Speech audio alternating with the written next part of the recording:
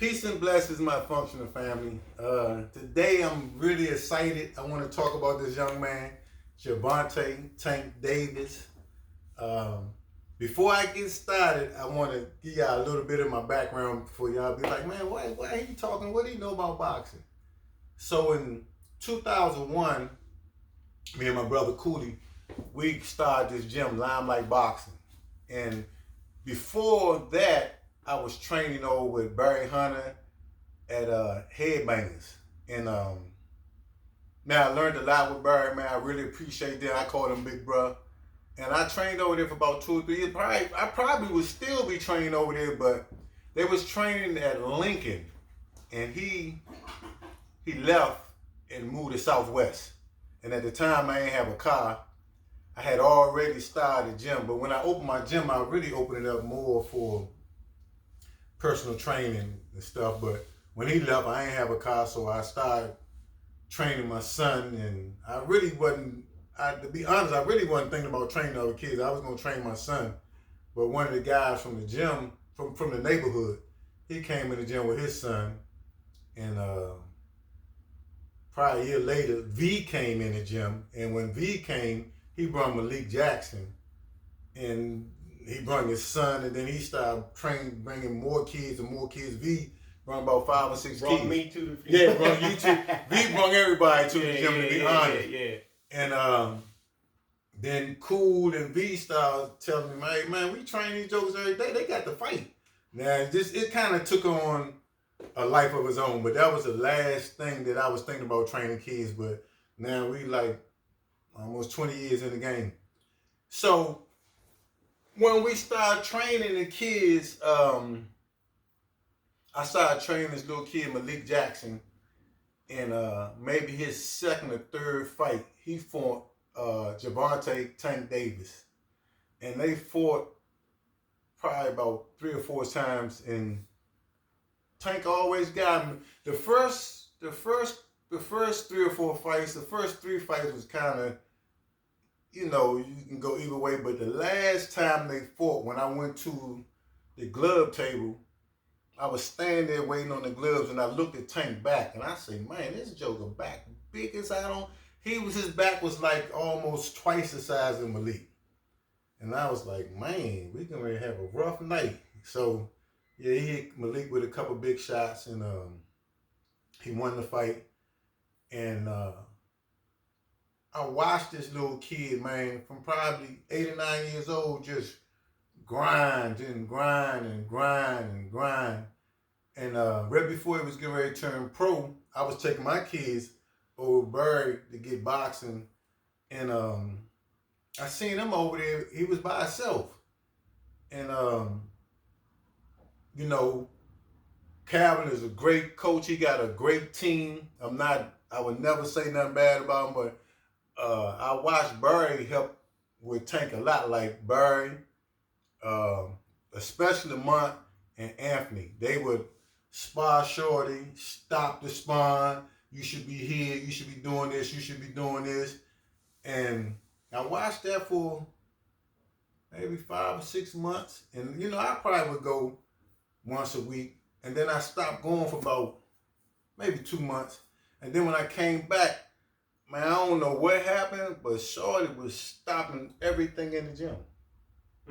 Anything, not like Lamont and Anthony, but everything close to his age and his weight. Probably, Bull got a son, Patrick. Pat worked pretty good with him. You also spoke about, what's your man name? Ty Burnett. Yeah. He spoke about him in his interview. Yeah, Ty and them was helping him, but all the dudes, he was the big guys, bigger, because Shorty was probably weighing like 125, 130. I watched him break down 140, 150, 160, and I was like, man, Shorty, he on some different stuff. And I think I wanted to, just talk about him, just give him a shout out, because I think that he realized the seriousness of this fight. He went into camp really early to make sure he make weight. I feel like out of all the boxers in the world, he should be mentioned like in the top 5. But I feel like he's a superstar. But I feel like this fight is going to put him to that superstar status to start getting him ready for those major paydays. Major paydays. Again, I just seen him grinding. I even think he met I know through Barry and them, he hooked up with Adrian Bronner and started going to Cincinnati. Now he doing all this stuff by himself on his own. So you got to be, to make it in sports, I guess to make it in life, you got to be hungry, man.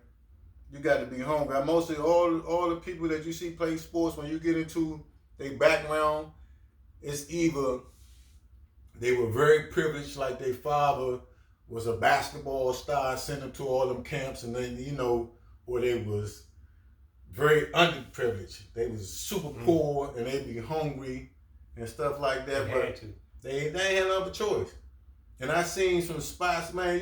Being a boxing coach, you got to deal with the streets. That's one factor. You got to deal with the girls. That's another factor.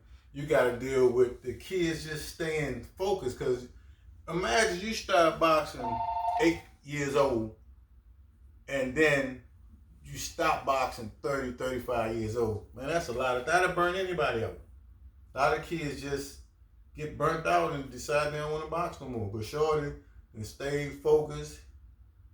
He's about to, start getting these multi-million-dollar paydays, and I'm just, super proud of him, man.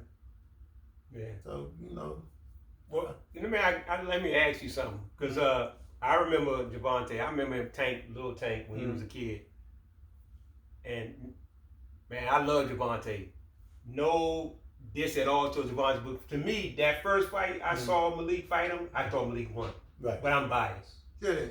But, along with that, I just want you to explain the history of your boxing success with Malik as far as an amateur. And the reason why I think it's important for you to explain it, because it just shows, like, from my understanding, like, Gervonta, as far as in the amateurs, I remember he was a man at one point, but just like, just a little bit of your history with having success as an amateur with Malik. Okay, well, Malik, he was a 4-time national champion, 3-time outstanding champion, and he did his thing. I think, to be honest with you, in 2009, that's when he met Tank.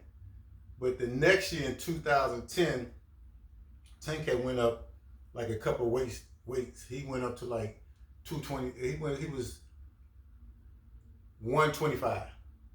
And then we got another dude, which I love this little dude, RJ Tyler, aka Quick. If you don't know him, YouTube him.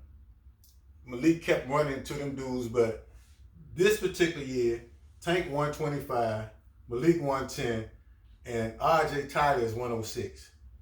And man, they went out, man, I think they won everything. They won everything. So,